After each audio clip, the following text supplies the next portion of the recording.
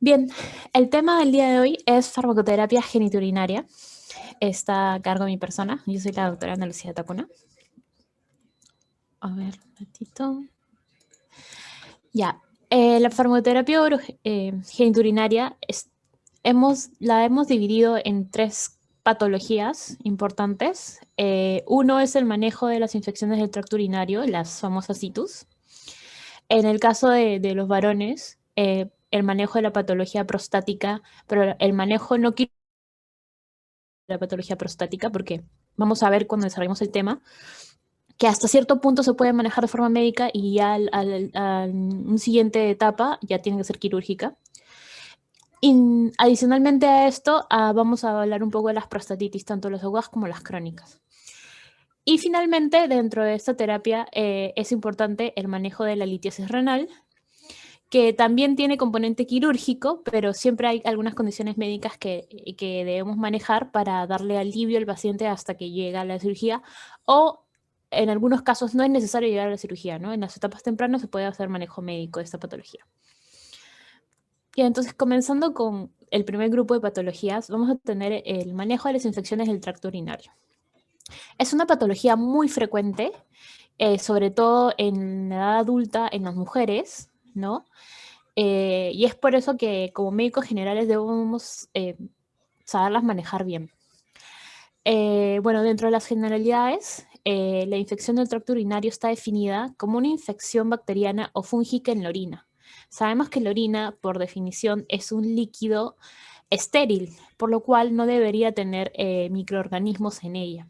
Pero cuando hay mezcla con la flora vaginal, o la flora genital, es que podría tener algunas bacterias, ¿no? Eh, y adicionalmente, cuando estas bacterias logran llegar a zonas más superiores del tracto genitourinario, es que ahí podría generar la infección bacteriana, ¿no? O sea, em, microorganismos patógenos generar esta infección. Eh, Según la epidemiología, ya viendo los datos epidemiológicos, cuando hablamos de frecuencia, es más frecuente en mujeres siempre y cuando estemos hablando de mujeres en edad adulta, sobre todo en edad reproductiva. En los extremos de la vida, o sea, en niñas, entre niños y niñas no hay mucha diferencia en la prevalencia. Conforme vamos alejándonos de los 5 o 7 años es que se va haciendo ya la diferencia hacia más frecuente en las mujeres. Y así durante toda su etapa reproductiva hasta la menopausia. Cuando llegamos a la menopausia, ahí la incidencia, si bien sigue siendo un poco mayor en las mujeres, se reduce en comparación con los hombres, suele ir a la par. No, siempre, igual, siempre siendo un poco más prevalente en las mujeres. Por eso es que dice que hay excepciones según la edad.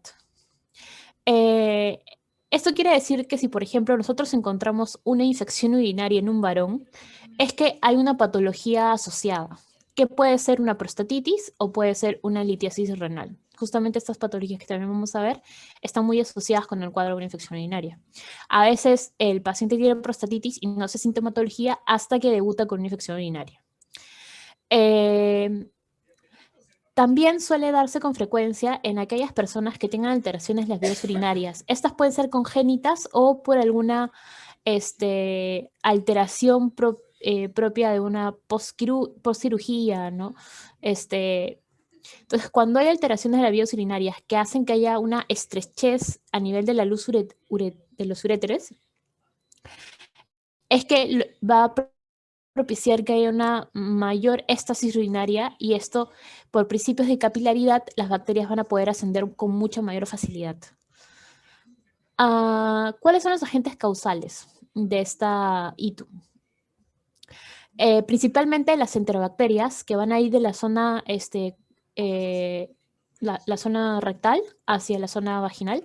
Por cercanía, las mujeres obviamente tenemos más riesgo de esta contaminación.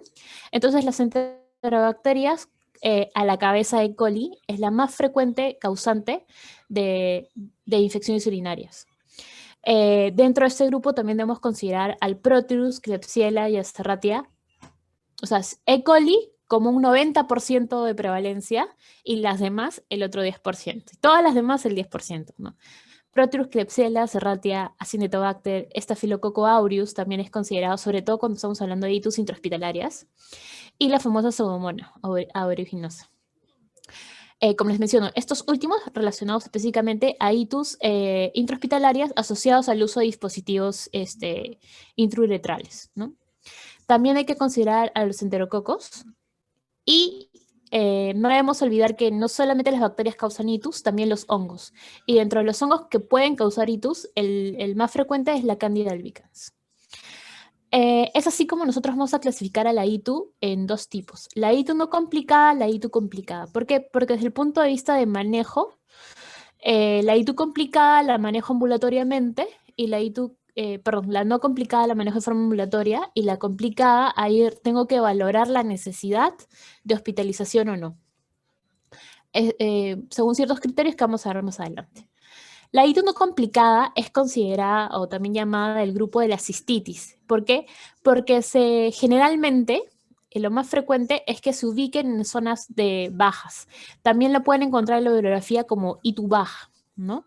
Pero suelen ser estas itus bajas, la cistitis, itus no complicadas, que por lo general no dan sintomatología sistémica, sino que dan una sintomatología muy, muy particular de irritación uretral.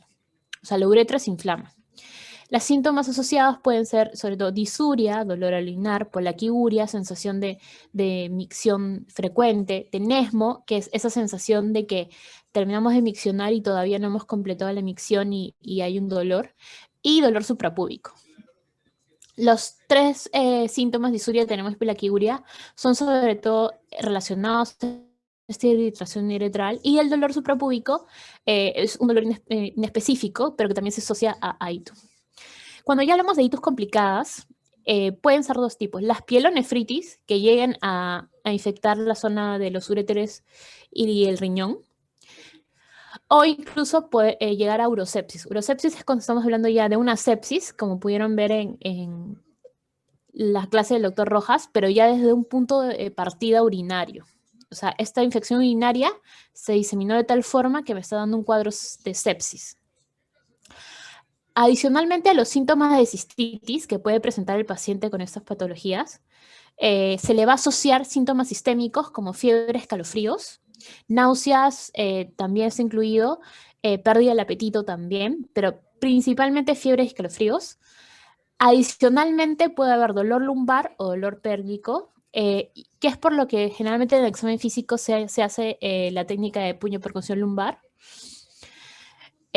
Cuando da positivo, estamos diciendo que es un dolor lumbar característico, ¿no? El que hay en la pielonefritis. Bien, en relación a la etiopatogenia y los factores de riesgo para esta situ, hay que diferenciar entre las posibles causas en el varón y en la mujer. En las mujeres tenemos esas desventajas que nos pone como riesgo de tener esta situs, que nuestra uretra es más corta y a la vez está expuesta.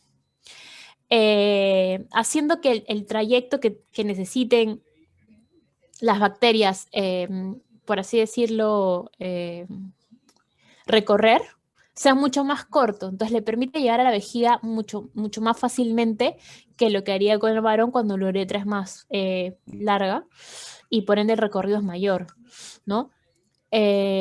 Otro factor de riesgo es la éstasis urinaria. Éstasis urinaria nosotros provocamos, por ejemplo, cuando estamos en clase, por ejemplo, ahorita. Imaginemos que ahorita yo necesite ir a miccionar. Como la clase todavía dura una hora, yo voy a aguantar la orina una hora más, ¿no? Entonces, eso puede provocar éstasis urinaria. Entonces, otro ejemplo es, por ejemplo, en los choferes de bus, de auto, ¿no? Aquellos que dan servicio de transporte, porque están sentados mucho tiempo y no tienen los servicios para llegar a miccionar de forma rápida. Entonces ellos aguantan la orina por muchas horas, o sea, por un tiempo muy prolongado, lo que provoca una éstasis urinaria y favorece a que no haya ese barrido y por ende barrer con la flora o las bacterias y les da tiempo de que vayan ascendiendo, ¿no? Por este fenómeno de capilaridad. El usar ropa ajustada, no solamente por el hecho de que va a presionar las vísceras, ¿no? O los órganos a nivel pélvico, sino que adicionalmente a esto aumenta la temperatura y no permite que haya una buena respiración, haciendo que se aumenten las temperaturas y las bacterias proliferen mucho más. Entonces, la ropa ajustada, el uso de ropa sintética, el uso de ropa interior sintética, son factores de riesgo, ¿no? Por eso se sugiere que se use ropa de algodón, que se use ropa no tan ajustada, que tenga buena ventilación en la zona para propiciar que no haya esta proliferación de bacterias. Y también hay estudios que han determinado que aquellas personas que usan como métodos de planificación familiar algún método que contenga espermicidas hace cambios en la flora normal, propiciando que los patógenos puedan proliferar más fácilmente. Recuerden que la flora vaginal ayuda a protegernos del ingreso de patógenos. Entonces, estos espermicidas barrerían con nuestra flora normal, haciendo que proliferen justamente estos patógenos. Y otro factor de riesgo que se ha encontrado es que cuando han comparado mujeres que no tienen una actividad sexual frecuente versus las que sí, se ha visto que el tener relaciones sexuales aumenta el riesgo, o sea, aumenta el RR de tener hitos, ¿no? Entonces hay que tener también dentro de todo una buena higiene sexual para tratar de disminuir el riesgo de una ITU, ¿no? En el caso de los varones, debemos recordar los que les mencioné. No es frecuente una ITU en varón, por eso cuando nosotros encontramos una ITU y el paciente es varón, debemos sospechar de algo más. Lo más frecuente es la urolitiasis, pero también debemos verificar que no haya malformaciones anatómicas que pueden estar causando algún estrechamiento y por ende una éstasis urinaria en el paciente. Bien, hasta aquí vamos bien, ¿verdad? Ya. Siguiente paso, ¿cómo diagnosticamos a la ITU?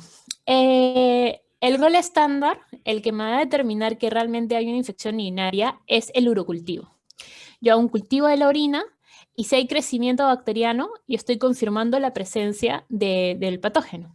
Ahora, este urocultivo debe tener lo que se llama una bacteriuria significativa. ¿Y esto qué quiere decir? Que tiene que haber más de 10 a la 5 unidades formadoras de colonia. Recuerden que el urocultivo debe ser tomado previo al tratamiento antibiótico. Si ya le hemos comenzado, o mejor dicho, el paciente o la paciente ya se automedicó con algún antibiótico, no va a tener mucho resultado tomar el urocultivo en ese momento, dependiendo de cuántos días previos ha tomado, porque me puede dar un falso negativo, ¿no? Porque puede ser que en esa muestra de orina no haya mucho contenido bacteriano, pero ya la bacteria esté diseminada, ¿no? Es por eso que siempre se les pide al paciente que no se automedique, sobre todo cuando estamos hablando de antibióticos. Si tenemos la certeza de que nuestro paciente no ha tomado ningún antibiótico previo, el urocultivo está indicado al inicio como diagnóstico, sobre todo en una ITU complicada. Porque cuando tenemos síntomas de cistitis, estos síntomas van a ser tan floridos que no va a haber duda más que con un examen de orina de complementar y dar el diagnóstico de ITU. Ahí se hace el diagnóstico con el examen de orina y con la clínica. Pero si estamos sospechando que es una ITU complicada, sí es muy importante el urocultivo, porque el urocultivo nos va a dar algo llamado antibiograma, y el antibiograma nos va a poder determinar qué patógeno es y el perfil de resistencia o de sensibilidad que tenga este patógeno, ¿no? Entonces, si tiene una bacteriuria sintomática significativa en mujeres sintomáticas, ya nos está diciendo que el urocultivo es positivo y que la paciente tendrá una infección urinaria. Si nuestra paciente es sintomática con una clínica extensa de cistitis, es suficiente que tenga 10 a la 2 unidades formadoras de colonia si es que el patógeno es E. coli o es Staphylococcus saprophyticus. Solo en esos dos casos es que podría ser con esa poca cantidad de unidades formadoras de colonia. Bien, entonces como les estaba mencionando, el examen de orina es muy importante. Va a depender mucho, cuando hablamos del de piuria, que es la presencia de leucocitos en orina, de qué tipo de muestra de orina se haya tomado y si esta muestra fue centrifugada o no. Si no fue centrifugada, con al menos 5 leucocitos por campo, ya podemos sospechar de una ITU. Pero si fue centrifugada, necesitamos al menos 10 leucocitos por campo para sospechar de ITU. Sin embargo, nuevamente, la clínica de cistitis puede ser mandatoria. Y si adicionalmente se suman síntomas sistémicos, estamos frente a, una mayor sospecha de ITU. Cuando la bacteria que produce la infección urinaria es una bacteria gram negativa, como lo sería la E. coli, es importante que nosotros valoremos los nitritos. Si tenemos un examen de orina con nitrito positivo, es prácticamente, es muy específica de una infección urinaria. Cuando sale nitritos negativo, ahí nosotros estamos seguros de que no hay una bacteria. Pero si sale nitritos positivo, es casi 90% de que es una bacteria gram negativa. Por eso valorar los nitritos, muy independientemente de la piuria, es importante en este examen de orina. Adicionalmente, si es que estamos sospechando de urosepsis, deberíamos tomarle un hemocultivo al paciente. También es útil la proteína C reactiva. Sin embargo, la proteína C reactiva no es muy específica. Recuerden que se puede aumentar sus valores con cualquier proceso inflamatorio, sea infeccioso o no infeccioso, ¿no? Estamos sospechando de SIRS, nos puede dar información. Pero más específico es la procalcitonina, y eso lo pudieron comprobar en el cuadro de sepsis, donde la procalcitonina me dice si es necesario aumentar la dosis de antibiótico o si ya puedo retirar el antibiótico.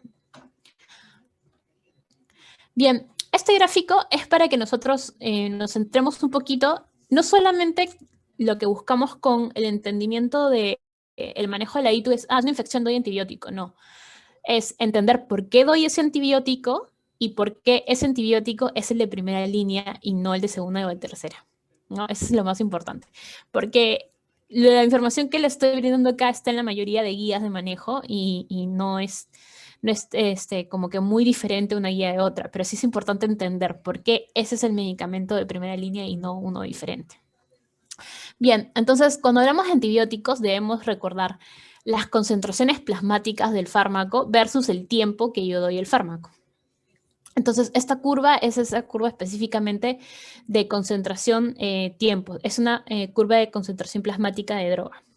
A partir de esto, específicamente con los antibióticos, el área bajo la curva me determina las concentraciones mínimas inhibitorias, ¿no? ¿Cuánto de fármaco necesito para decir de que está inhibiendo el crecimiento bacteriano, ¿no?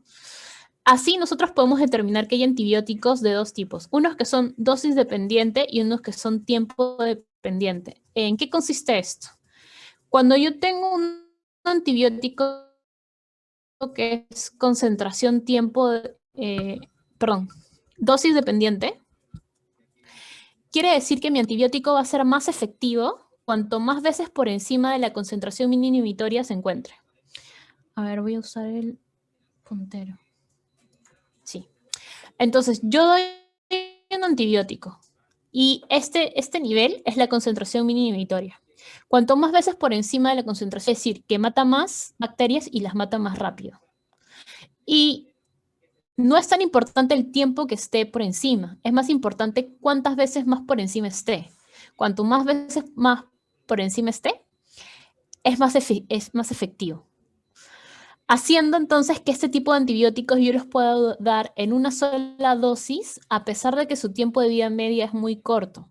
Por ejemplo, los aminoglucósidos son este tipo de antibióticos. Yo puedo dar aminoglucósidos en una dosis diaria de 24 horas, en la dosis completa. A ver. Ya. Yo puedo dar el aminoglucósido. A ver, chicos, apaguen sus micrófonos. Ya, gracias. Ya. Puedo dar la dosis máxima del aminoglucósido de 24 horas. Si son, por así decirlo, 1 gramo en 24 horas, le puedo dar el gramo completo en 24 horas, a pesar de que el tiempo de vida media de ese antibiótico sea de 4 horas, y después de unas 16 horas ya prácticamente no tenga fármaco en sangre, pero el haberlo dado en tanta dosis de forma en unidosis hace que mis bacterias, que el antibiótico barra rápidamente con las bacterias que en ese momento están. Adicionalmente, en el caso de los aminoglucósidos, tenemos algo llamado efecto postantibiótico. ¿Qué quiere decir? Que cuando el aminoglucósido baja a concentraciones por debajo de su concentración mínima, se comporta ya no como un bactericida, sino como un bacteriostático, haciendo que a pesar de que ya no pueda matar bacterias, sí puede inhibir su crecimiento. Pues por eso que los aminoglucósidos son considerados muy buenos antibióticos, a pesar de los perfiles de resistencia que hay, debido a esa dualidad que tiene en su cinética. Y eso es debido, específicamente porque son dosis dependientes. El problema con esto es que yo me puedo ir a la toxicidad de forma rápida, ¿no? O sea, yo doy muchas dosis. Ah, no, cuanto más dosis va mejor, sí, pero cuanto más dosis también mayor probabilidad de hacer efectos adversos y de causar daño. Por eso es que hay, hay un espacio muy estrecho entre la toxicidad y la efectividad del antibiótico. Y eso es lo que tenemos que cuidar en el paciente. Bien.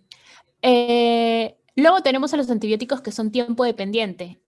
Al ser tiempo dependiente, sí es importante para mí que yo lo mantenga siempre por encima de la concentración mínima y no es tan importante cuántas veces por encima esté, sino que yo lo mantenga por encima. Por eso la redosificación en este tipo de antibióticos es muy, muy, muy importante. ¿Qué tipo de antibióticos tienen esta cinética? Los betalactámicos, llámese penicilinas, cefalosporinas, carbapenems. Entonces, cuando yo no educo bien a mi paciente para que este paciente consuma el antibiótico religiosamente cada 6 horas y de repente lo toma a las 6 de la mañana y el de las 12 se olvidó porque estaba haciendo otras cosas y recién lo toma a las 4.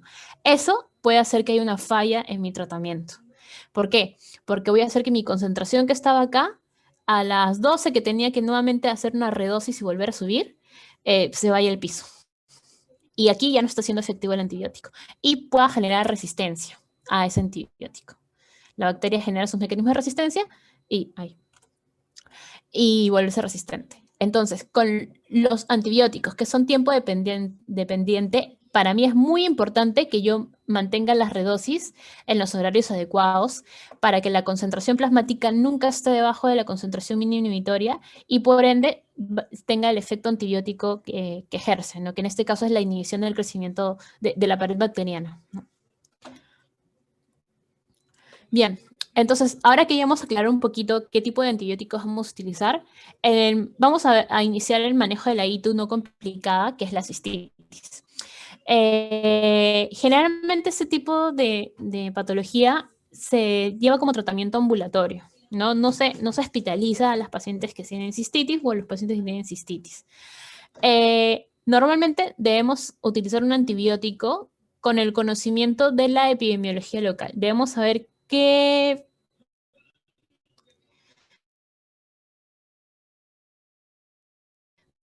por los estudios epidemiológicos, ¿qué patógeno es el más frecuente causante de itus? Entonces debo dar antibióticos que cubran a esta E. coli. Así yo tengo antibióticos que son considerados de primera línea. Aquí tenemos al trimetopin como un inhibidor de metoxazol, que consume el metoxazol, que es la sulfa. Ambos inhiben la vía completa de la síntesis de folato de las bacterias. Con el trimetopin sulfametoxazol es muy importante el conocimiento no solamente de la epidemiología, sino de la resistencia local, porque ya hay reportes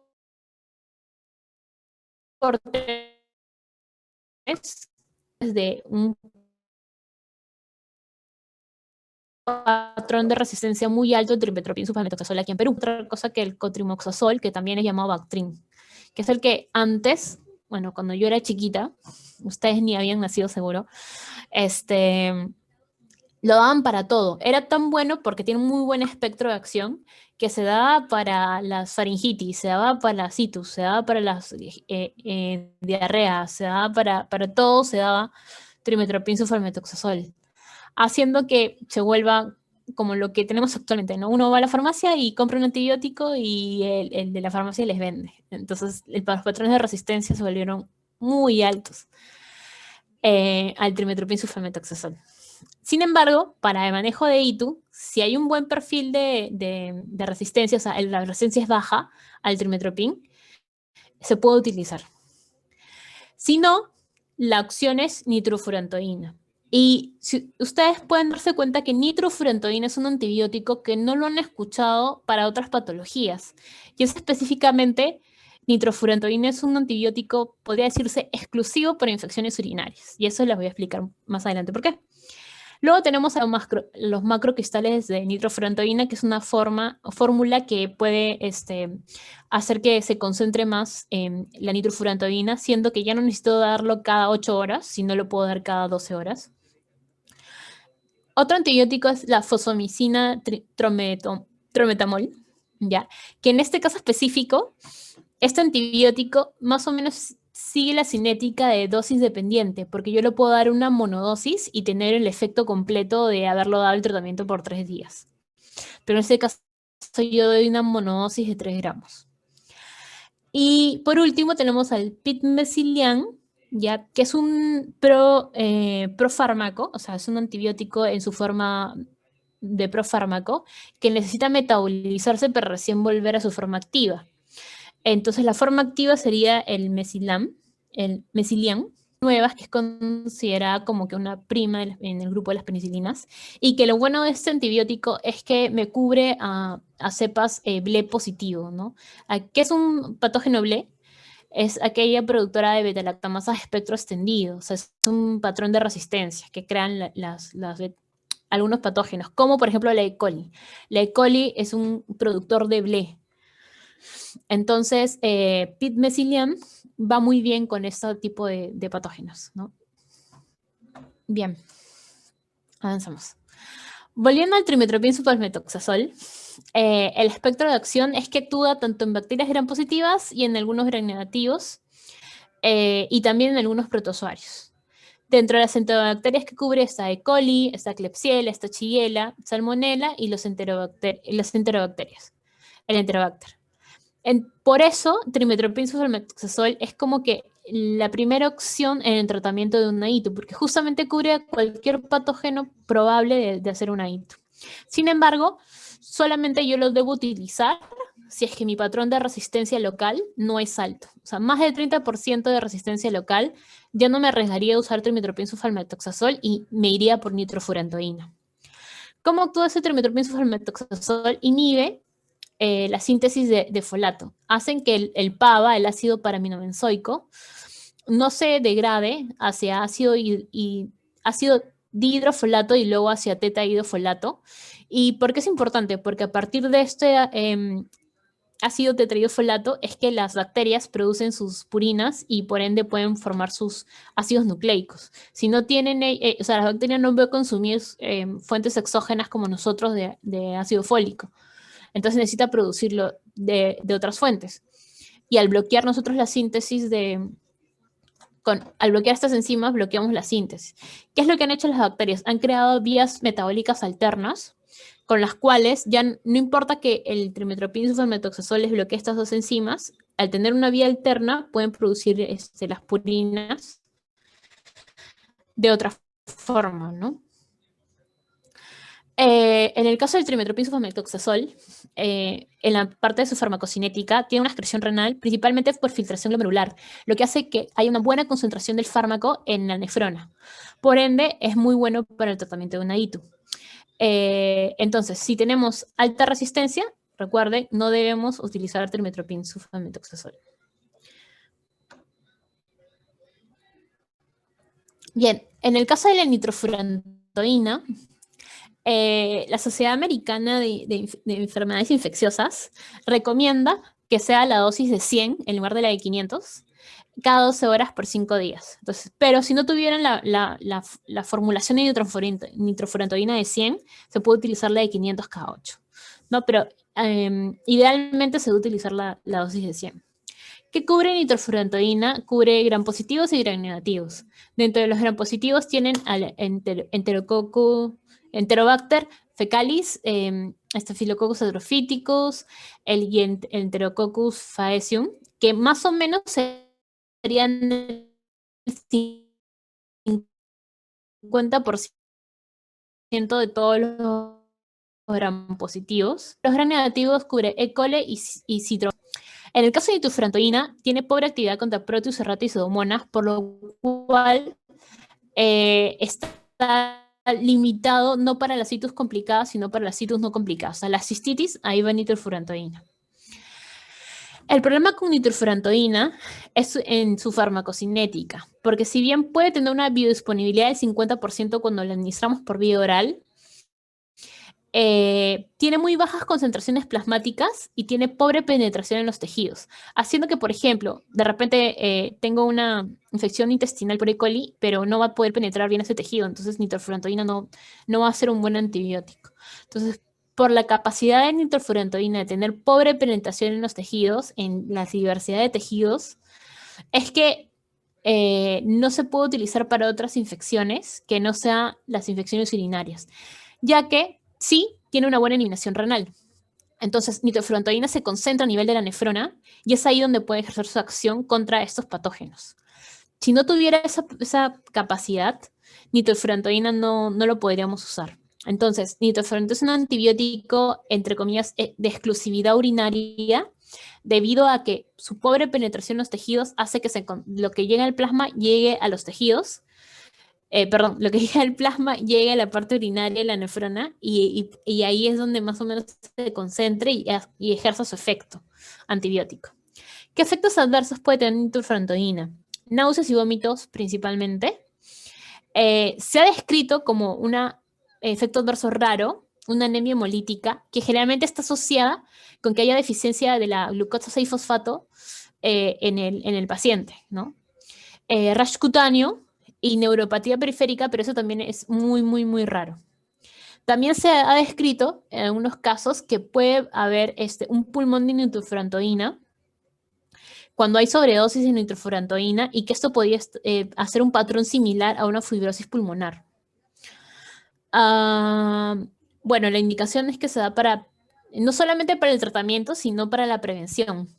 Entonces, al final, cuando ya vemos de profilaxis, es que vamos a ver cómo se utiliza la nitrofurantoína para la profilaxis. Bien, fosfomicina. Fosfomicina hay 3 presentaciones. La que normalmente utilizamos para el manejo de la ITU es la fosfomicina trometamol. Como les había estado mencionando, hay 3 presentaciones de fosfomicina. Fosfomicina trometamol, fosfomicina cálcica y fosfomicina disodio. ¿Eso en qué? Porque la fosfomicina es una molécula que debe ir acompañada de una sal, o sea, tiene que ser en forma de sal. Entonces, en formas de sales puede ser trometamol, cálcica o disodio. Se ha visto que la que mejor penetración tiene al tejido urinario es la trometamol y es por eso que es la que se usa para el tratamiento de las infecciones urinarias. Lo bueno de fosfomicina es que tiene actividad contra E. coli, incluyendo a la variante BLE. O sea que si nosotros estamos sospechando de que es una E. coli BLE positivo, fosfomicina sería el antibiótico de elección, ¿no? También puede cubrir otros patógenos, pero no cubre Pseudomonas. En el caso de la fosfomicina, es un antibiótico bactericida, inhibe la síntesis inicial de la pared celular y tiene una acción inmunomoduladora. ¿Qué quiere decir? Que puede promover adicionalmente al efecto de bactericida a que el mismo sistema inmune se potencie. Entonces, haciendo que puede incluso fosfomicina penetrar los biofilms, ¿no? Es como que una sinergia con el sistema inmune, por lo cual fosfomicina está cobrando mucha importancia en el tratamiento de las ITUs. No solamente para la ITU no complicada, sino que se está probando para también algunos casos de ITUs complicadas. Aquí tenemos una gráfica de esta fosfomicina que lo saqué de una farmacia local. O sea, en Perú sí hay fosfomicina. Entonces, si ustedes tienen pacientes en los cuales están sospechando de una ITU, que puede ser incluso por un E. coli, probablemente BLE positivo, pueden dar en monodosis de 3 gramos, que es la formulación como viene, este tipo de antibióticos. ¿Por qué? Debido a que la fosfomicina tiene esa variante o sea, esa cinética que es dosis dependiente. Entonces, dosis altas de forma aguda y que luego van a ir disminuyéndose, o sea, ya que su pico de Cmax se alcanza a las 2 horas, y en orina a las 4 horas. Lo bueno de esta fosfomicina es que no se metaboliza y se excreta tal cual en orina por filtración glomerular. Entonces, esa es la forma activa de fosfomicina. Lo que sí hay que tener cuidado cuando se administra, si es que el paciente está consumiendo digoxina, porque podría haber una interacción por las proteínas transportadoras que comparten y hacer que digoxina aumente sus concentraciones, la digoxina libre y por ende causar alteraciones. Bien, hasta ahí la ITU no complicada, la primera línea. Ahora vamos ¿a qué otros antibióticos de repente si no, por algún motivo no pueden utilizar el paciente los de primera línea? Hay un ratito que esto me está molestando. Ya. Si por algún motivo el paciente no puede utilizar los de primera línea, tenemos otras opciones, como por ejemplo las penicilinas o los betalactámicos en general. No deberían ser la mejor opción justamente por lo que estamos hablando de los perfiles de resistencia y porque puede generar con la presencia de organismos BLE, y además porque el uso de betalactámicos con E. coli es muy probable de que haya resistencia con algún betalactamasa. Por ende, no debemos dar, si en el caso de penicilinas, sin un inhibidor de betalactamasas, y en el caso de algunas cefalosporinas que son resistentes, se podrían dar. Siempre y cuando no sean BLE, se podría dar solas. Así nosotros tenemos amoxicilina con ácido clavulánico como una de las primeras opciones. Recuerden, amoxicilina me cubre E. coli, pero al E. coli ser un gran productor de betalactamasas y amoxicilina es muy sensible, tiene que darse sí o sí con ácido clavulánico. Cefpodoxima, ceftibuteno son cefalosporinas de tercera generación, pero por vía oral. Entonces, es una alternativa para ese tratamiento ambulatorio. Cefuroxima, como una cefalosporina de segunda. Y aquí tenemos también el esquema con quinolonas, norfloxacino, ciflofloxacino, levofloxacino. El problema con las quinolonas es que al ser muy buenas por su penetración en diversos tejidos, es que se prefiere dejarlas para el tratamiento de las itus complicadas. En las itus no complicadas, se prefiere dejarlo como última opción si es que ya no puedo utilizar nada que no sea una quinolona, utilizarla. Pero los esquemas de tratamiento no deberían ir más de 3 días. O sea, algunos pueden decir 7 días, pero se debería tratar de solamente dar 3 días si estamos hablando de una cistitis. En el caso de la doxiciclina, es cuando estamos sospechando de un patógeno atípico, es que podríamos dar doxiciclina.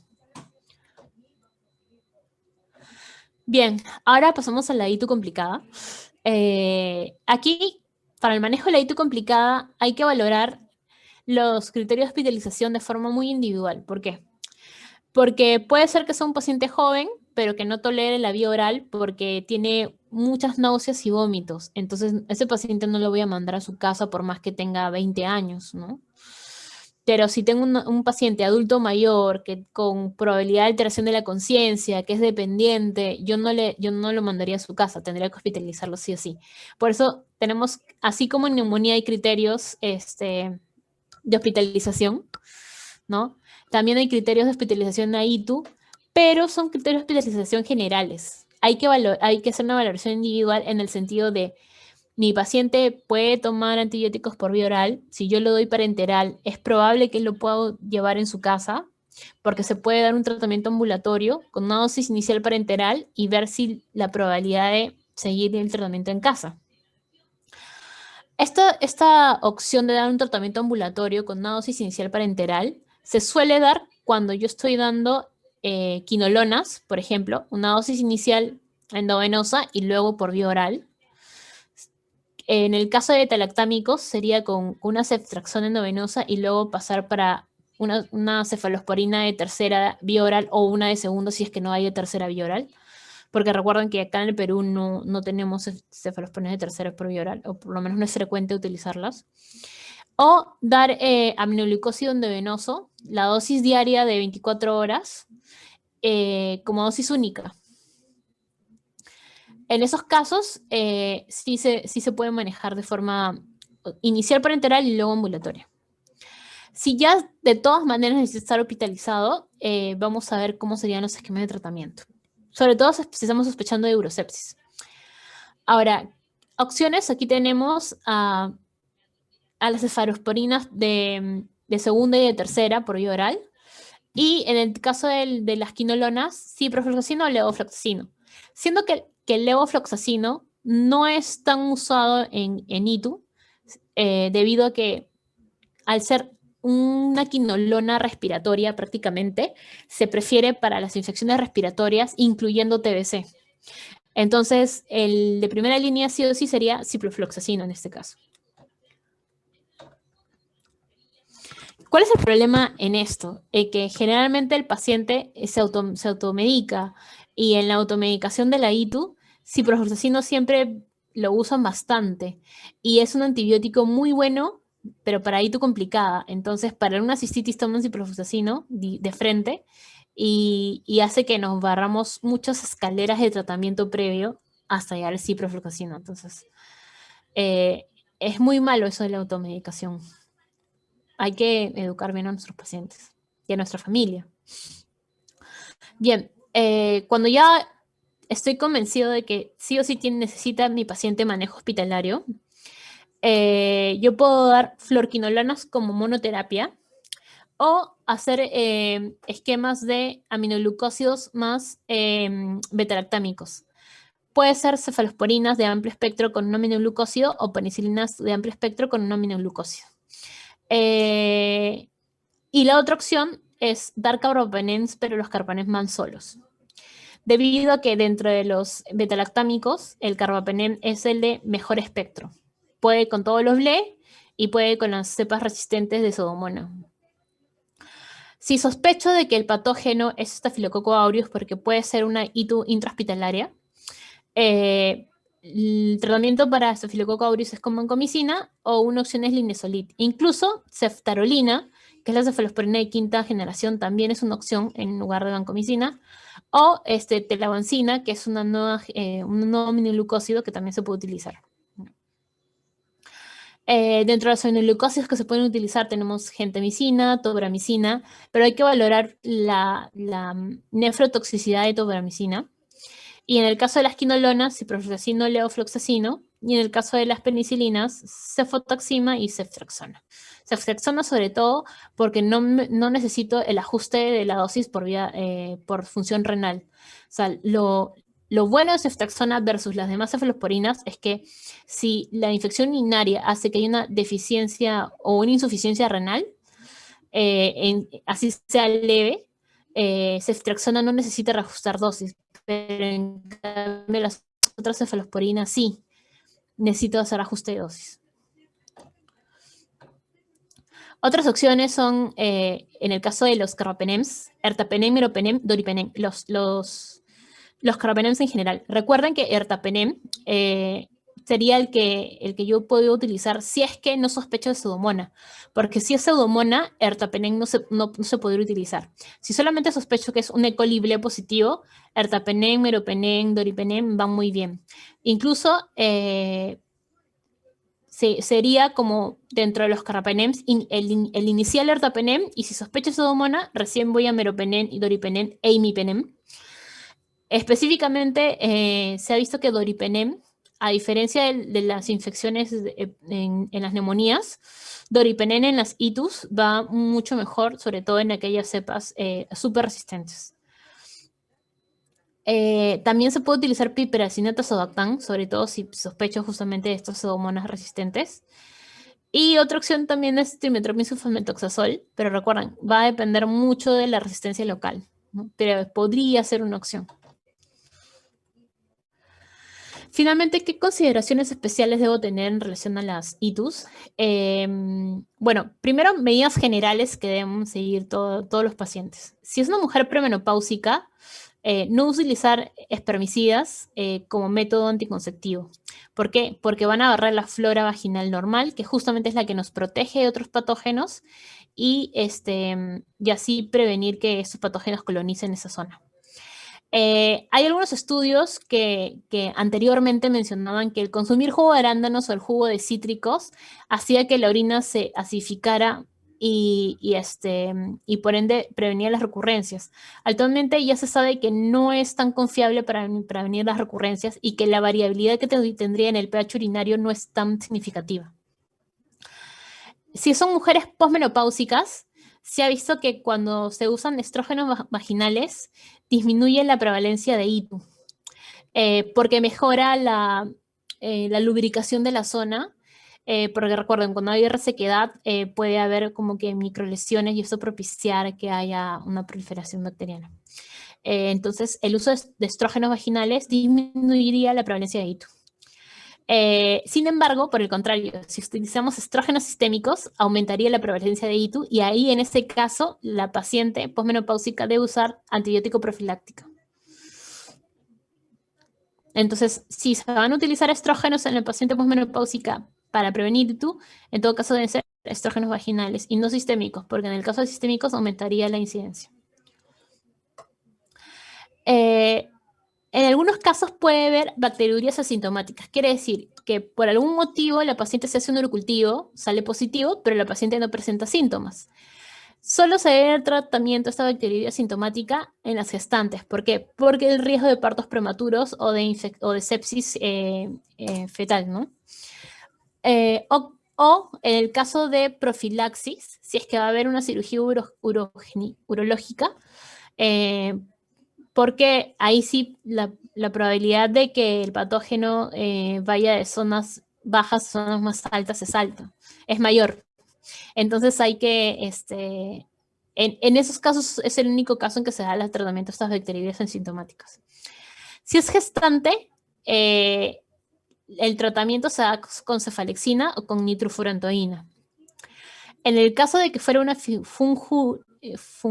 funguria, ya que es una infección por un hongo, ya, una ITU por un hongo, el tratamiento se debe dar con fluconazol, 400 miligramos dosis inicial, luego continuar con 200 miligramos al día entre 7 a 14 días.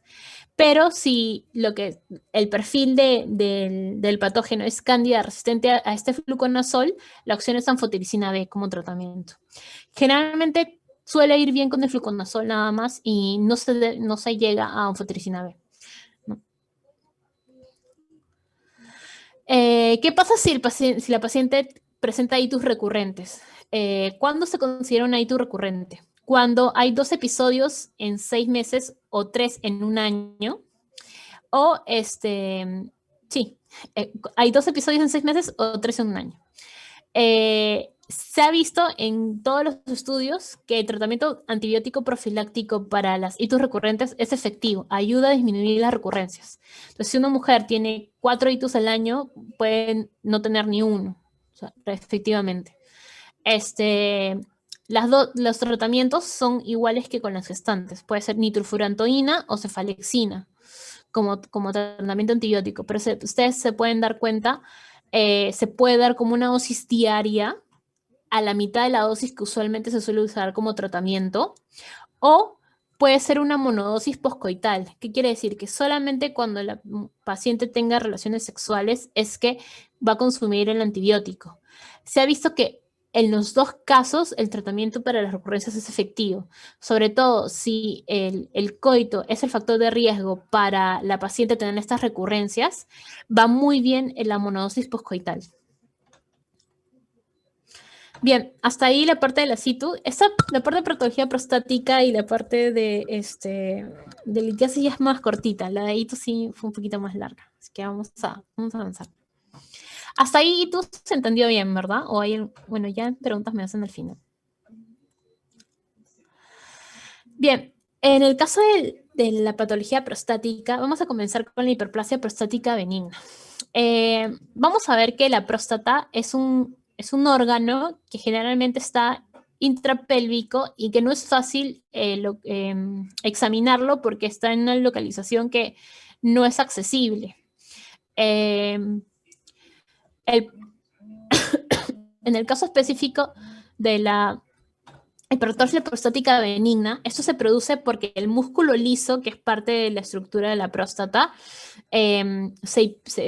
las células de este músculo liso proliferan y se hipertrofian, generando que la próstata aumente de tamaño y las células epiteliales de la zona, específicamente las células epiteliales de la zona transicional de la próstata, haciendo que la próstata crezca de tamaños que incluso pueden llegar hasta el doble del tamaño de la próstata. ¿Qué pasa? Cuando la próstata en su estructura van a pasar los conductos que van a llevar tanto el semen como la uretra.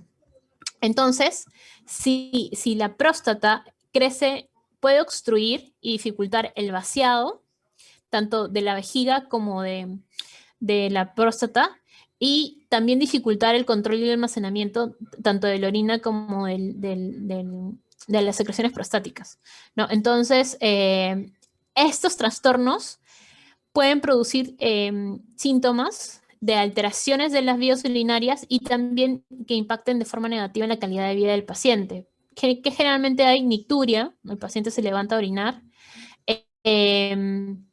hay micción interrumpida, ¿no? El paciente está miccionando, porque no puede seguir miccionando, tiene que relajar y nuevamente miccionar y así, o sea, la micción es interrumpida, ¿no? ¿Qué es lo que pasa? Hay un score, que es el IPSS, en el que se hacen preguntas en relación a estos síntomas, ¿no? Dice, durante más o menos los últimos 30 días, o sea, en el último mes, ¿cuántas veces ha tenido la sensación de no vaciar completamente la vejiga al terminar de orinar? ¿Cuántas veces has tenido que volver a orinar en las 2 horas siguientes después de haber orinado? ¿Cuántas veces ha notado que el orinar paraba y comenzaba de nuevo varias veces? Todo en relación a los síntomas que nos da esta obstrucción prostática, ¿no? ¿Cuántas veces ha tenido dificultad para aguantar las ganas de orinar? ¿Cuántas veces ha observado que el chorro de orina es poco fuerte? ¿Cuántas veces ha tenido que apretar o hacer fuerza para comenzar a orinar? O sea, hay síntomas de esfuerzo al miccionar y hay síntomas de retención urinaria. Hay de las dos. Según eso se valora la frecuencia del paciente y esto da un score. En relación al score, también, esa es la otra parte del score, en el que se le pregunta cuántas veces suele tener que levantarse para orinar desde que se va a la cama por la noche hasta que se levanta por la mañana. Pregunta específicamente por la nicturia, es levantarse y orinar en la noche. No suele pasar eso en el adulto joven, generalmente pasa en el adulto mayor que ya va a comenzar a tener patología prostática, ¿no? Se hace una valoración del puntaje y según esto también hay preguntas acerca de la calidad de vida. Si estos síntomas urinarios afectan su calidad de vida, ¿no?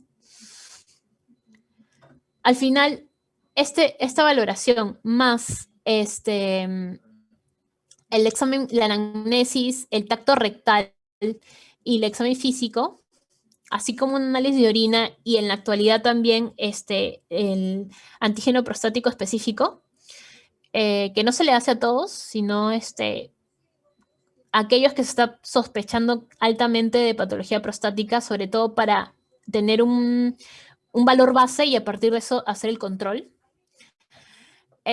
Porque este antígeno prostático específico se relaciona mucho con el volumen prostático. El examen de orina se hace para descartar una hematuria o una infección urinaria. Y hay que hacer diagnóstico diferencial con Parkinson y esclerosis múltiple porque también recuerden que pueden, al ser patología del sistema nervioso central, puede alterar la relajación vesical, ¿no? Para la micción. Entonces, dependiendo de la valoración, se puede plantear tratamiento no invasivo, y el tratamiento no invasivo es tratamiento médico o la vigilancia activa, que es nuevamente hacer esa valoración después de cierta cantidad de meses al paciente, o ya definitivamente ir hacia la cirugía o darle al paciente la valoración de que si quiere un tratamiento invasivo, puede ser mínimamente invasivo o quirúrgico. No vamos a valorar la parte quirúrgica, nos vamos a quedar aquí, en el tratamiento médico de la patología prostática benigna. Sí, ya la van a ver en urología. Bien, los medicamentos que pueden utilizarse para la hiperplasia prostática benigna son 4 grupos grandes. Los alfa bloqueantes, los inhibidores de la 5-alfa reductasa, los anticolinérgicos y los inhibidores de la fosfodiesterasa 5. Todos estos fármacos tienen un mismo propósito: hacer que ese músculo liso prostático se relaje y por ende evitar la proliferación celular y la hiperplasia, haciendo que la próstata reduzca su tamaño. Dentro de estos 4 esquemas de tratamiento, los más utilizados son los alfa bloqueadores y los inhibidores de la 5-alfa reductasa, siendo generalmente utilizados como terapia combinada, como el tratamiento médico para la hiperplasia prostática benigna. Bien, dentro de los alfa bloqueantes que se utilizan tenemos a esta tabla de anti-alfa 1, la alfusocina, doxazocina, tanzulicina, terazocina y silodocina. Terazocina está dentro del grupo de los bloqueantes de primera generación. Y para eso tenemos que nosotros saber que el receptor alfa 1 es un receptor adrenérgico. ¿Se acuerdan de farmacología, verdad? Entonces, que es parte de los receptores del sistema nervioso autónomo simpático, que está justamente en este músculo liso prostático. ¿Qué pasaba? Prazosina y terazocina son bloqueantes no selectivos. O sea, quiere decir que me va a bloquear tanto al alfa 1 de la próstata como al alfa 1 a nivel vascular, haciendo que me pueda dar justamente los efectos adversos o los efectos secundarios del uso de estos fármacos, que es la hipotensión ortostática o en general hipotensión. ¿Qué pasaba? Estos alfa bloqueantes son considerados tratamiento de primera línea para la hiperplasia prostática benigna. Lo que hacen es relajar el músculo liso uretral, el cuello uretral y el prostático, facilitando la micción y revirtiendo esta obstrucción a la salida de la orina. Como les decía, estos alfa bloqueantes, los de primera generación, suelen ser no selectivos. Me bloquean tanto al alfa 1 vascular como al alfa 1 prostático. Se crearon los de segunda generación, que eran mejor tolerados, pero seguían siendo no selectivos. Actualmente, ya los de tercera generación ya sí son bloqueantes selectivos de los subtipos de receptor alfa 1. O sea, son bloqueantes alfa 1 selectivos, pero específicos para el alfa 1A, que justamente son los que se encuentran en esta próstata. O sea, ya se sabe que hay alfa 1A, alfa 1C y alfa 1D. Entonces, el alfa 1A, que es en la próstata, lo va a bloquear específicamente tanzulosina, alfusocina y silodocina. Entonces, estos son los que se estarían utilizando en la actualidad y se ha descontinuado el uso de prazosina y terazocina, aunque ustedes en algunos casos pueden ver pacientes con hiperplasia prostática que todavía se manejen con esos fármacos, pero recuerden, la probabilidad de que exista hipotensión ortostática y mareos es mucho mayor con estos no selectivos que con estos últimos de tercera generación que son específicos, ¿no? ¿Qué otros efectos adversos pueden producir esto? Cefalea, somnolencia, ¿ya? Pero algo muy frecuente que puede pasar es la eyaculación retrógrada, que el paciente al eyacular no se va a hacer el semen, sino que regrese hacia las partes superiores de la próstata, debido a que hay una relajación intensa del músculo liso. Se indica el inicio de tratamiento médico para la hiperplasia prostática benigna con alfa bloqueantes cuando se hacen mediciones de próstata y está en un volumen entre 30 a 35 milímetros. Si está más o menos en ese rango, ya es candidato a iniciar el tratamiento con este tipo de fármacos. Y está contraindicado en los pacientes que tienen cataratas, porque recuerden que ahí también tenemos receptores alfa 1, ¿no? Y no los deberían bloquear. Bien, en el caso de los inhibidores de la 5-alfa reductasa, lo que hacen ya es inhibir la conversión de testosterona en dihidrotestosterona, haciendo que la estimulación a la hipertrofia prostática se revierta. El primero de este grupo en ser desarrollado fue en los 90s, que fue la fineterida, Y el último, en el 2002, es la dutasterida. Ambos están indicados en aquellas próstatas con volumen mayor a 30 y se debe hacer seguimiento cada 6 meses. Se ha visto como resultado que después de 6 meses puede haber una disminución hasta la mitad de los niveles de antígeno prostático específico y entre 20 y el 40% del tamaño de la próstata. Lo que sí puede verse es que hay un aumento del riesgo de cáncer prostático en los pacientes que usan este tipo de fármacos. Entonces hay que valorar eso. Por eso siempre los de primera línea son los inhibidores de los alfa bloqueantes. También está indicado en el tratamiento de hematuria siempre y cuando se haya descartado cualquier otra causa. En los casos de los efectos secundarios que pueden haber con este tipo de fármacos es la disfunción eréctil, la disminución del líbido y la reducción del volumen eyaculatorio, porque recuerden que lo que estamos haciendo es disminuir la forma activa de la hormona sexual masculina y por ende vamos a disminuir aquellas funciones específicas de la testosterona, como la actividad eréctil, la libido y el volumen de eyaculación, ¿no? Entonces hay que tener cuidado con esos efectos secundarios y explicarle al paciente qué es lo que puede tener. Como les mencionaba, suele darse combinado con los alfa bloqueantes. Por eso es que la combinación frecuente es dutasterida con tansulosina. O sea, el inhibidor del 5-alfa reductasa con la tansulosina, que es el bloqueante alfa. En el caso de los anticolinérgicos, este tipo de fármacos está también relacionado con el bloqueo de receptores muscarínicos y por ende que haya una relajación de la musculatura lisa. Pero se ha visto que la efectividad de este fármaco puede disminuir cuando hay una vejiga hiperactiva, porque va a relajar al detrusor. Entonces, hay que descartar que el paciente tenga una vejiga hiperactiva, o sea, que la vejiga se suele contraer muy frecuentemente, porque si hay esta como que hiperactividad de la vejiga, no van a ir bien los anticolinérgicos. Es un bloqueante muscarínico no selectivo, pero a pesar de ser no selectivo, es específico, o mejor dicho, suele tener predilección para el M3, que justamente está en la musculatura lisa. Pero recuerden que la musculatura lisa no solamente está en la vejiga, está también en otras vísceras. Entonces hay que tener cuidado con el uso de esos anticolinérgicos.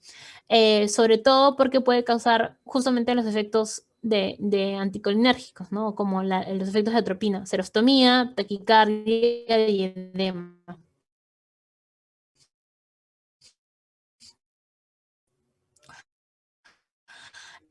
Se ha visto que ya cuando se dan los anticolinérgicos entre 3 a 7 días, ya hay una disminución de los síntomas prostáticos, ¿no? A 7 días de tratamiento se puede ver una disminución. Grupos de los anticolinérgicos tenemos a la difenacina, trospio y solifenacina. Si bien hay esta gran variedad de dosis, se suele utilizar siempre la menor dosis de inicio y ver si el paciente va tolerando y no produzca esta vejiga hiperactiva.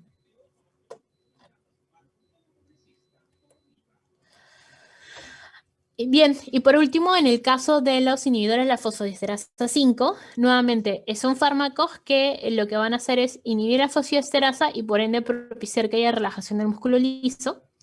Mejoran los síntomas urinarios, sobre todo los inferiores, que son los de retención de la micción. Y también se ha visto cómo mejoran las puntuaciones en el IPSS, ¿no? No se ha comprobado que haya una eficacia a largo plazo, porque no son de uso muy frecuente. Y de todos estos, el tadalofino es el único autorizado actualmente para el tratamiento de la hiperplasia prostática benigna, porque recuerden que los inhibidores de fosfodiesterasa 5 tienen otros usos, ¿no? Se utilizaban para la hipertensión pulmonar.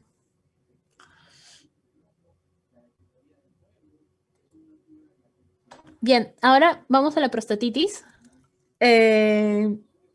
La prostatitis puede ser aguda o crónica. Entonces va a depender del tiempo. Y la prostatitis puede clasificarse según esta clasificación en 4 rubros. Las prostatitis agudas como tal, que son las bacterianas generalmente. Las prostatitis bacterianas crónicas, que ahí hay que buscar otro componente aparte del bacteriano.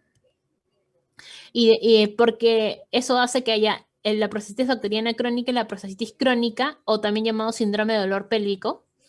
Y por último, las prostatitis inflamatorias asintomáticas. Bien, cuando hablamos de la prostatitis aguda, es aquella prostatitis que tiene menos de 3 meses de duración, y las crónicas a partir de los 3 meses a más.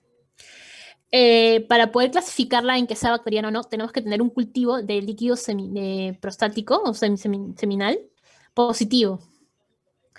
Debido a que las prostatitis crónicas pueden ser por causas inflamatorias o no inflamatorias de dolor pélvico. Por eso es que hay que valorar en estos cultivos de secreciones prostáticas la presencia de leucocitos, tanto en semen, orina o en las secreciones prostáticas.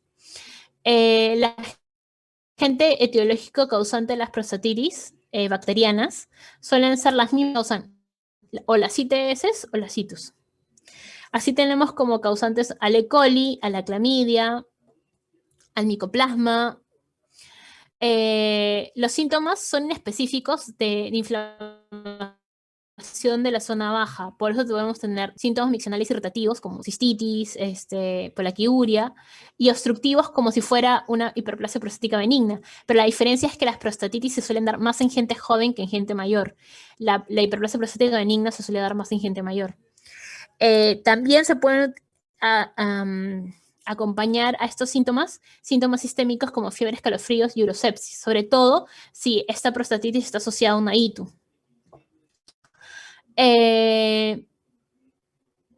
Existe entonces un índice de síntomas prostáticos crónicos del Instituto Nacional de Salud de Estados Unidos.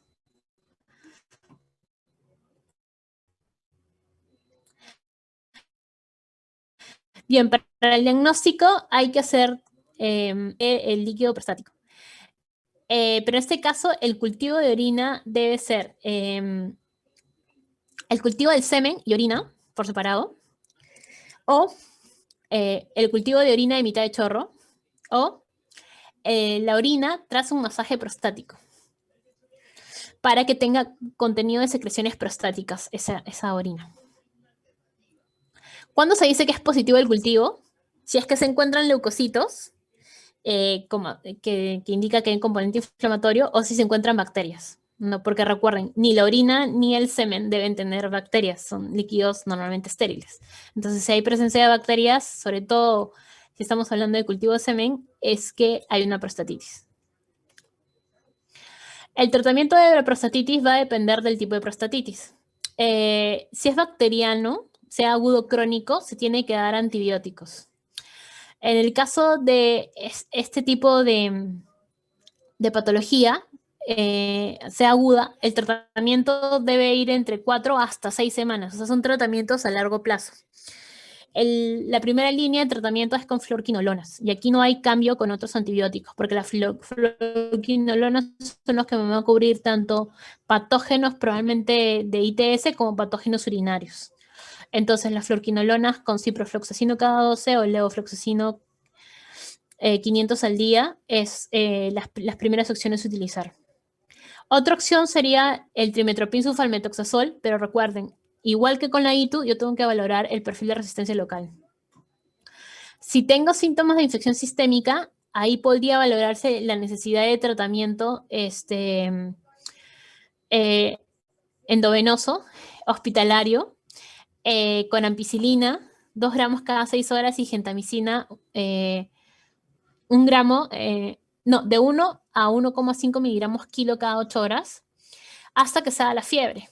Si el paciente ya está estable y puede recibir tratamiento ambulatorio, es que se prosigue con un esquema oral hasta las 6 semanas. Recuerden, en el caso de la prostatitis aguda, se debe dar tratamiento durante 4 semanas y valorar después de esas 4 semanas si es necesario continuar con 2 semanas más, pero menos de 4 semanas no se da tratamiento. Entonces, fluoroquinolones orales 4 semanas, se valora la necesidad de continuar con el antibiótico. Si es necesario, se completan las 6 semanas. En el caso de síntomas sistémicos que pueden estar relacionados a sepsis, se da tratamiento con penicilina endovenosa, gentamicina, el aminoglucósido, hasta que sea la fiebre, luego se continúa con vía oral y ahí sí o sí tiene que completar las 6 semanas de tratamiento. Si no mejora el paciente que tiene fiebre luego de las 24 o 48 horas, se puede sospechar de un absceso prostático y ahí hay que valorar mediante ecografía la necesidad de un drenaje quirúrgico, ¿no? Bien, para el tratamiento de la prostatitis bacteriana crónica, ahí también el tratamiento es entre 30 días a 6 semanas. O sea, tanto la aguda como la crónica se tratan durante 6 semanas.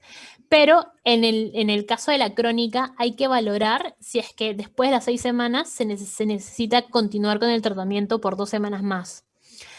En el caso de los antibióticos, nuevamente, son las quinolonas y si se sospecha de alguno atípico, como una clamidia, se puede utilizar macrólidos. En ese caso, el macrólido sería la citromicina de la deducción, porque tiene menos perfil de efectos adversos, sobre todo si se va a consumir a largo plazo.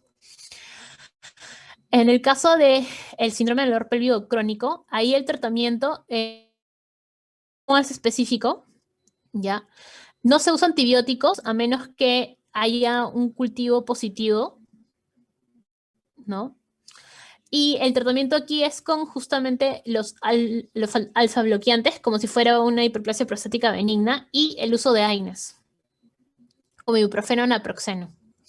También es indicado para este síndrome de dolor pélvico crónico el uso de gabapentina, porque puede ser la causa puede ser un dolor neuropático. Y también hay guías que han visto que los fitoterápicos, como baños de asiento, dietas especiales en la disminución de condimentos, la disminución de cafeína, alcohol y el uso de acupuntura han visto resultados como tratamiento complementario, ¿no? Porque los pacientes que cursan con prostatitis en la clasificación de dolor pélvico crónico suelen tenerlo durante mucho tiempo. Bien, ya para terminar, rapidito, la parte de nefrolitiasis. Bueno, ustedes saben que la litiasis es la formación de cálculos en el riñón, ya sea en la pelvis o en la nefrona, y estos cálculos que se van formando pueden descender por todo el tracto urinario, produciendo dolor sobre todo cuando van a traspasar las zonas más estrechas de todo este tracto genitourinario, que son sobre todo los uréteres y la uretra, ¿no? Generalmente la orina puede tener una alta concentración de sustancias formadoras de cristales, como por ejemplo el calcio, los oxalatos y el ácido úrico. ¿Cuáles son los síntomas? Pueden ser síntomas de inflamación uretral como disuria, hematuria, es muy frecuente, sobre todo por la laceración que va a producirse del paso del cálculo a través de los uréteres y la uretra. El cólico renal, sobre todo a nivel retolumbar. Dolor abdominal y en flancos, pero que van dirigidos al uréter, que se va haciendo más, no tan posterior, sino más hacia la parte frontal del cuerpo y se va adrentándose la zona pélvica, ¿no? Y también pueden dar síntomas sistémicos como náuseas, vómitos, en relación al dolor que puede producir y a que se puede estar complicando con una infección y obstrucción urinaria, ¿no? El paciente no puede miccionar y no es que la próstata esté obstruyendo, sino que es un cálculo que está obstruyendo. En los exámenes lo que se puede encontrar es, en la bioquímica sanguínea pueden pedir infinidad de exámenes para tratar de medir la causa de estos cristales como calcio sérico, albúmina, creatinina, ácido úrico, potasio y de carbonato. Ninguno es específico de que realmente hay una nefrolitiasis, pero se puede tratar de hacer la correlación. En el análisis de orina hay que valorar el pH urinario, el volumen urinario, la presencia de calcio, creatina, ácido úrico, oxalato, citrato y sodio. Si, por ejemplo, tengo citrato positivo o oxalato positivo, lo más probable es que esté formando cálculos el paciente. También puede evidenciarse la eliminación del cálculo. Algunos pacientes le llegan a la emergencia y dicen, arrojé esto por la orina, y te traen su calculito. Sobre todo aquellos que ya conocen su patología, suelen guardar sus cálculos. Y en las imágenes se pueden ver en las ecografías como zonas de hiperecogénicas con una sombra acústica. Ahí está, ya me acordé. Ya. En las tomografías, en las radiografías abdominales, sobre todo, que se pueden hacer con tipo de urografías endovenosas, que se hace con contraste, y se ve que hay una continuidad del contraste y luego hay una pausa. Entonces, eso es donde está más o menos el nivel del cálculo. Bien, en el caso de la nefrolitiasis, hay que básicamente controlar el dolor. Es lo más importante. Y valorar si es que el paciente tiene una infección o no. Si el paciente tiene una infección, hay que tratar la infección y a la vez tratar el dolor.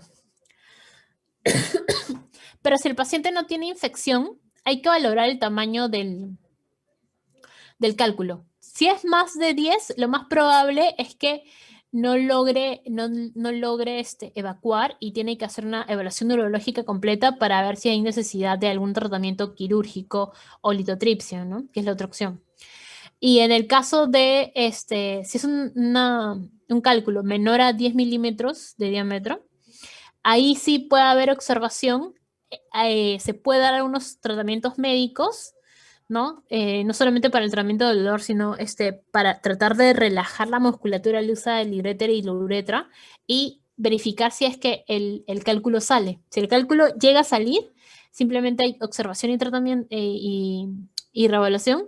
Y si no llega a salir, nuevamente, valoración urológica para ver la posibilidad de tratamiento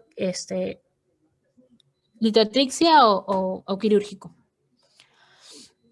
Bien, entonces, volviendo a la parte médica, ¿qué tenemos que hacer en un paciente con litiasis? Manejar el dolor y ayudarlo a que pase el cálculo. Entonces, tenemos manejo de los síntomas del dolor y los facilitadores de pasaje del cálculo.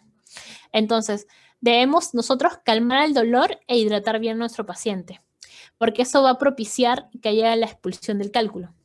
El control de dolor lo podemos usar, lo podemos lograr con AINES y opioides. En el caso de los AINES, un AINES que no puede ser de potencia baja, sino tiene que ser de potencia alta. Así que el AINES de indicación es el ketorolaco. Pero hay que suspenderlo si es que el paciente va a ser candidato a litrotrixia, porque con ketorolaco hay un alto riesgo de sangrado, no solamente a nivel uteroletral, sino en general. Entonces, ketorolaco es muy afín a COX-1, entonces hay que valorar ese riesgo de sangrado por cualquier procedimiento, no solamente la litrotrixia. Pero ketorolaco sería el AINES de elección para el manejo del dolor por cólico nefrítico. Si no es la elección del tratamiento con ketorolaco, ya sea por alguna contraindicación del paciente, porque no calma el dolor el ketorolaco, no llega a calmar, aunque es raro que no llegue a calmar, o porque es alérgico al ketorolaco, o porque no hay ketorolaco, la opción es los opioides. Y nuevamente, iniciar con opioides débiles, como el tramadol, e ir subiendo en intensidad dependiendo de la intensidad del cólico, ¿no? O sea, morfina sería una opción, pero como que muy extrema, ¿no? Inicialmente tramadol. Entonces, en el manejo del dolor de cólico nefrítico, la opción es ketorolaco dentro de los AINES, no hay tramadol.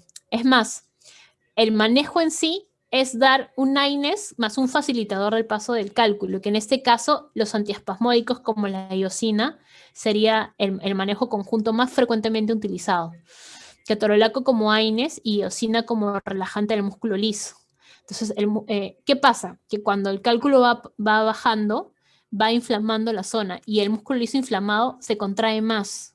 Entonces, yo relajo el músculo liso y a la vez calmo el dolor, va a facilitar que le pasen esos cálculos. Y generalmente van a pasar los cálculos o van a necesitarse facilitadores aquellos que tengan cálculos entre 5 a 10, porque menores de 5 no se siente, pero entre 5 y 10 sí van a dar esta sintomatología. Dentro de los facilitadores están los alfa bloqueantes que ya hablamos, que la tansulosina sería la indicada, y los calcio antagonistas, y en este caso el nifedipino, pero se prefiere los alfa bloqueantes siempre, como primera elección. Los antiespasmódicos como la lidoxina, que ya les mencioné, se suele utilizar combinado para el tratamiento del dolor junto con el ketorolaco. Y algunas guías mencionan los glucocorticoides, pero en la actualidad no hay una evidencia que realmente sea útil en ese manejo. Entonces, hay que valorar su uso. O sea, se ha descrito que podría utilizarse glucocorticoides, pero no hay una evidencia de que realmente haya una mejora con el uso de estos glucocorticoides, ¿no? Entonces, manejar dolor, ketorolaco con eosina suele ser una muy buena combinación, muy frecuente. Si queremos facilitar la salida y ya no salió con eso, tengo los alfa bloqueantes y como una opción podría ser nifedipino.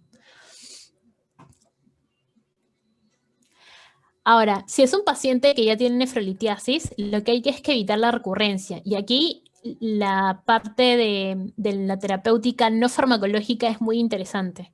Para comenzar, hay que mejorar la dieta, aumentar la ingesta de agua. Se dice que debe tomar entre 2,5 litros a 3 litros como mínimo al día. ¿Para qué? Para que esa orina no concentre tanto estos precursores de la producción de cálculos.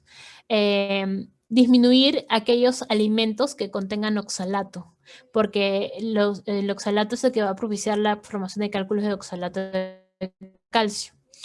Disminuir la proteína animal y las purinas, porque van a hacer que formen los cálculos de ácido úrico, y incrementar en este caso la ingesta de calcio. A diferencia de que podría decir, no, pero hay que disminuirla, en el caso del calcio hay que mejorar la ingesta de calcio para evitar que se quiera eliminar por la orina. También se ha visto que en la prevención podrían ayudar algunos diuréticos tiacídicos, porque lo que hacen es propiciar que haya reabsorción de calcio y por ende haya menor concentración de calcio en la orina. Y el allopurinol, porque disminuye las concentraciones de ácido úrico y por ende también disminuye la probabilidad de formación de cálculos de ácido úrico. Pero en el caso de los fármacos, a excepción de las tiazidas, no hay como que una marcada diferencia en la prevalencia al utilizar estos fármacos en la recurrencia de la nefrolitiasis, ¿no? Lo mejor es el control con la dieta, más que el control farmacológico. Y bien, eso sería todo, chicos, en relación a esta clase.